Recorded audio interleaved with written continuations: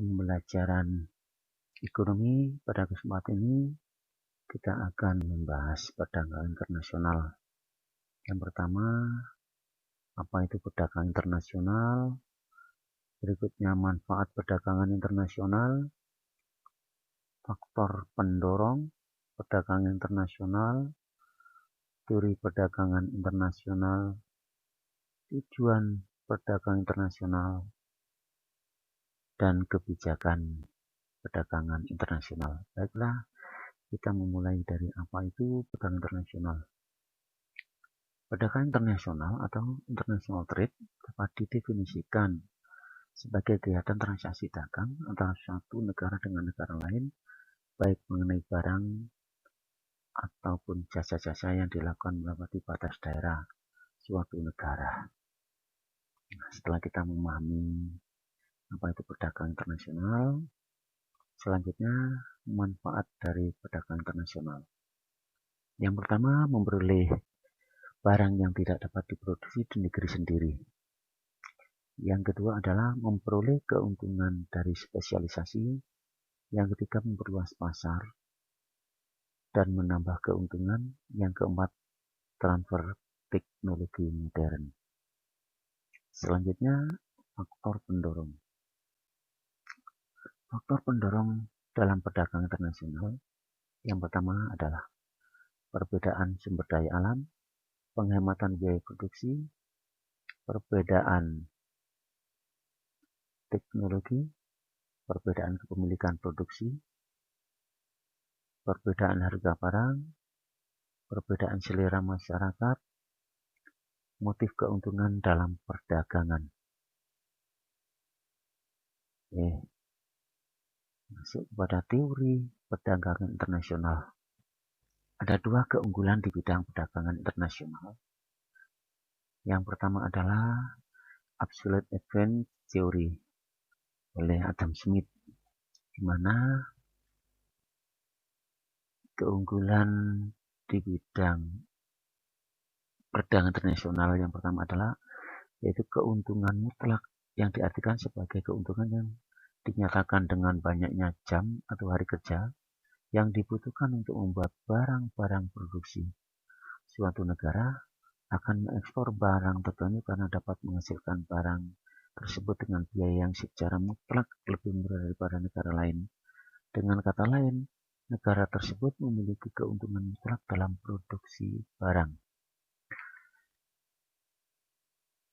Yang kedua adalah Comparative Advantage Theory oleh David Ricardo, yang mana bahwa keuntungan kooperatif terjadi bila suatu negara lebih unggul terhadap kedua macam produk yang dihasilkan dengan biaya tenaga kerja yang lebih murah jika dibandingkan dengan biaya tenaga kerja di negara lain. Jadi teori ini tadi kita masuk pada contoh perhitungan teori keunggulan. Contoh negara Jepang dan Indonesia. Ini produk TV dan beras. Nah, jika dibandingkan, ini teori keunggulan mutlak atau absolut. 1 berbanding beras dibanding TV, ada 1 banding 0,63. Kemudian TV banding beras dibandingkan 1, dan seterusnya. Nah, di sini bisa dilihat Jepang punya keunggulan absolut TV, sedangkan Indonesia adalah beras. Kemudian contoh perhitungan teori keunggulan komparatif yang negara Jepang motor 20, TV 30, sedangkan Indonesia motor 20, TV 40. Sehingga kalau dilihat di sini, nah, Jepang mempunyai keunggulan komparatif di motor dan Indonesia di TV. Selanjutnya kita coba contoh tabel keunggulan mutlak hasil barang per hari. Ini ada kursi urutan, ada kalkulator. Negara Indonesia menghasilkan kursi 40, Jepang 20. Sedangkan kalkulator Indonesia menghasilkan 8, sedangkan Jepang 20. Nah, dasar tukar sehingga satu kalkulator sama dengan 5 kursi. Yang di Jepang satu kalkulator sama dengan 1 kursi. Nah, jika kita lihat di sini, Indonesia melakukan spesialisasi pada kursi. 8 kalkulator sama dengan 40 kursi, sehingga Indonesia untung 0,8 kalkulator. Oke. Sedangkan Jepang, kalau kita lihat, Jepang melakukan spesialisasi bidang kalkulator.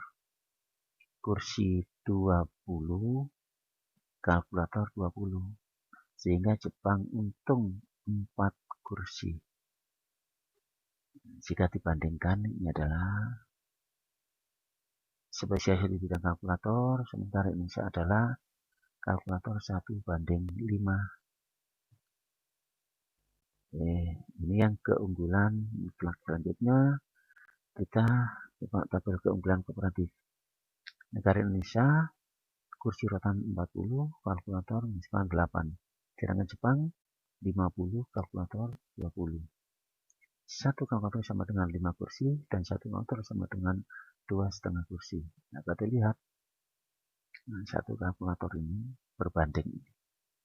Sedangkan satu kalkulator berbanding.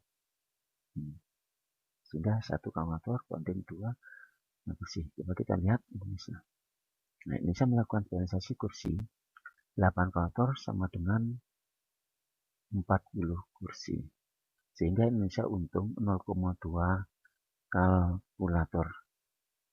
Yang mana adalah 8 dibagi 40. Ini ada 0,2 kalkulator. Nah, sedangkan Jepang melakukan spesialisasi pada kalkulator, yaitu 50 kursi sama dengan 20 kalkulator. Sehingga Jepang untung 2,5 kursi. Ini 50 dibandingkan 20, ada 2,5. Nah, oke. Selanjutnya kita mencoba tujuan perdagangan internasional. Yang pertama, melindungi industri dalam negeri, meningkatkan diversifikasi produk, membuka kesempatan kerja, memperbaiki neraca pembayaran, menambah pendapatan negara, menghindari efek buruk dumping. Selanjutnya kita coba jenis kebijakan dalam perdagangan internasional, yaitu di bidang import. Itu ada kebijakan tarif, kedua kebijakan kauta, yang ketiga subsidi, keempat adalah larangan impor, kelima dumping.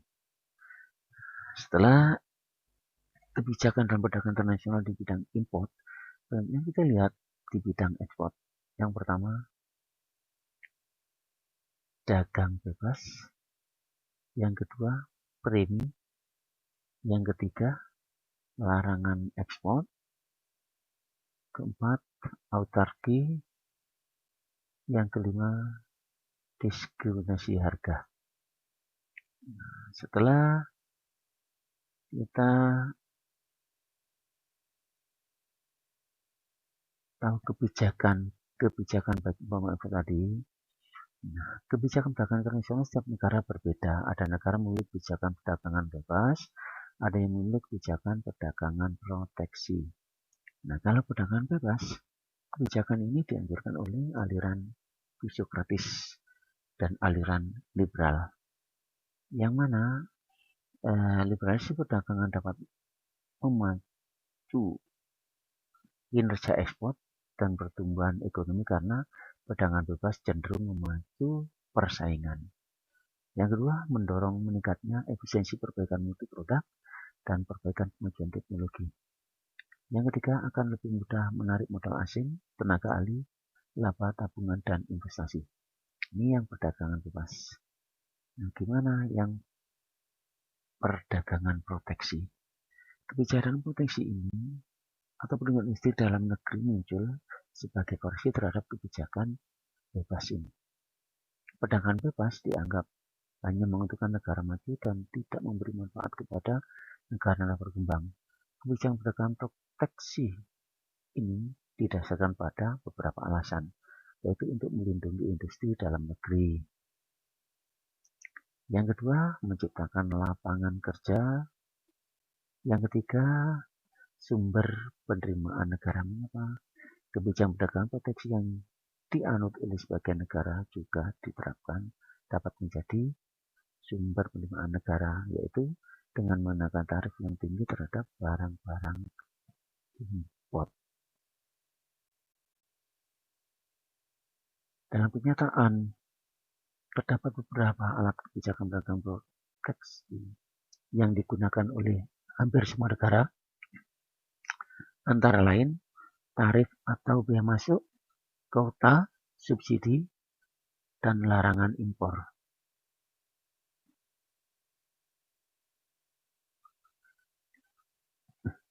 Demikian yang bisa saya sembahkan dalam materi perdagangan internasional. Semoga bermanfaat. Saya akhiri. Assalamualaikum warahmatullahi wabarakatuh.